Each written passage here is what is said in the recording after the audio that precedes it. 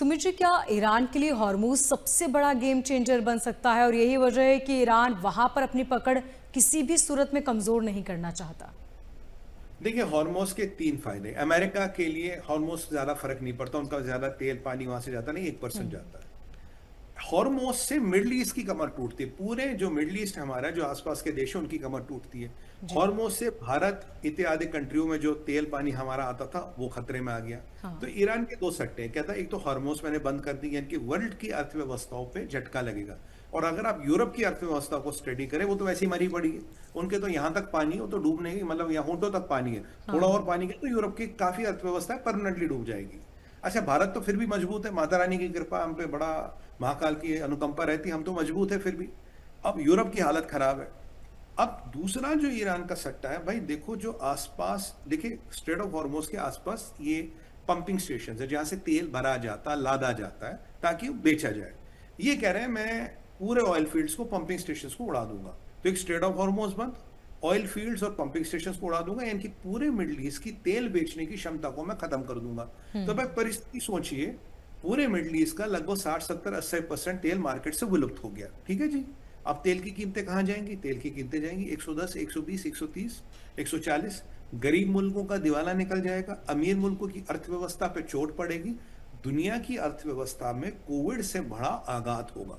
Covid से बड़ा आघात होगा। कोविड ने क्या किया भाई? मरे जितने लोग बेचारे अनफॉर्चुनेटली मरे वो तो मरे ही। कोविड का बड़ा आघात कहां था? मृत्यु दर से ज्यादा थी आर्थिक मार। आर्थिक मार ने बहुत ज्यादा लोगों को तंग किया। तो इसके बाद दुनिया की अर्थव्यवस्था को एक आर्थिक मार लगेगी, बहुत बड़ा झटका लगेगा। बट हाँ, फिर ऑल्टरनेट रूट्स निकलेंगे, नई चीज निकलेंगे, और उसके साथ साथ कहीं ना कहीं, मोनिका जी, कहीं ना कहीं दबे लफ्जों में एक न्यूक्लियर की भी बातें होने लगी। अमेरिका का मीडिया ट्रैक करो, आप ईरान का मीडिया ट्रैक करो, आप कुछ लोगों को ट्रैक करो जो इस मामले की बहुत जबरदस्त पकड़ रखते हैं। कहीं ना कहीं न्यूक्लियर नाम की चीजें इधर उधर आ रही, क्योंकि ये रिजीम सुसाइडल है। ये पाकिस्तानी नहीं, पाकिस्तान तो सरेंडर कर देगा 93,000 फौज। ये कहेंगे हम तो मरेंगे, हम सरेंडर नहीं करेंगे। ये यहाँ रजीम सुसाइडल है। अब अगर इकोनॉमिक ब्लॉकेड काम कर गया, अगर ईरान को बचाना, वैसे जो खुमैनी थे, खमेनी से पहले जो खुमैनी थे, उन्होंने यूएन की बात मान ली, युद्ध रोका, ईरान बच गया। अगर ये, अब मुश्तबा की हालत क्या है? क्योंकि मुश्तबा को लेके भी दो कॉन्फ्लिक्टिंग चीजें हैं। देखिए, मुश्तबा को लेके इजराइल कट्स का कल रात को, परसों रात को एक बयान आता है, कहता है जब तक ये जिंदा है या खमेनी परिवार का कोई भी बंदा जिंदा है, ईरान में डार्क एजेस खत्म नहीं होंगे। तो सीधा सीधा कह रहे हैं हम तुमको मारेंगे। भाई इजराइल का डिफेंस मिनिस्टर कह रहा है, सीधी ओपन धमकी है, मतलब ये मैं शब्दों का जाल नहीं बुन रहा, बिल्कुल ओपन धमकी, हम तुम्हें मारेंगे। यहां कल खबरें आ रही है, भाई ये जो वहादी है, अहमद वहादी, ये आईआरजीसी का हेड है, इसको लेके अमेरिकन कह रहे हैं हम इसको मारेंगे। क्योंकि भाई जब तक ये दोनों जिंदा है, ये कोई भी डील होने ही नहीं दे रहे। या तो मुश्तबा टांग अड़ा रहा है, या वाहिदी मुश्तबा के नाम पे टांग अड़ा रहा है।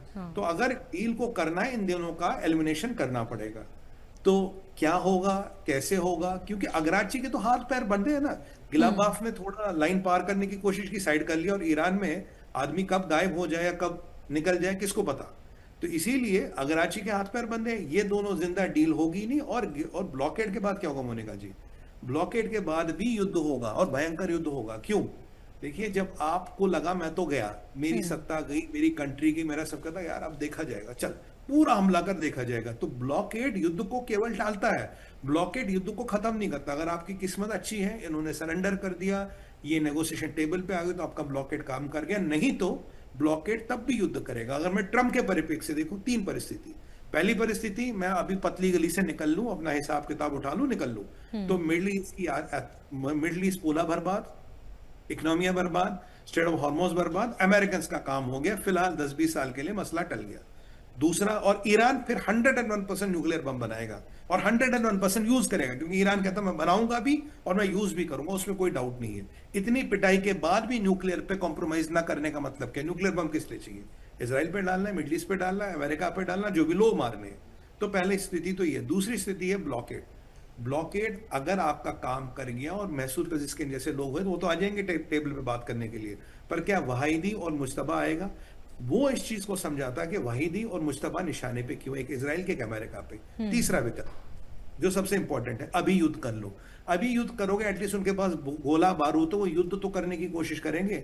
अगर आपने बिल्कुल उनको एंड पे जाके युद्ध कराया, जहां उन्हें पता कि अब हमारे हाथ में कुछ भी नहीं है, सब गया, तो वो क्या करेंगे? अगर कोई डटी बॉम्ब हुआ, कोई घातक हथियार हुआ, कोई केमिकल वेपन हुआ, उसका यूज कर लेगा ईरान।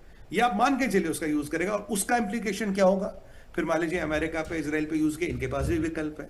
जब ये पलटवार करेंगे तो पूरा त्रासदी, पूरी तबाही मचने के कगार है। तो कोई परिस्थिति अच्छी नहीं है। और पाकिस्तान भी मुझे लगता है अगर अब की बार कुछ कर पाया, नहीं तो ये फिर ओमान नहीं तो व्लादिमीर पुतिन के कोर्ट में बॉल जाने वाली, मेरा ये आकलन। जी।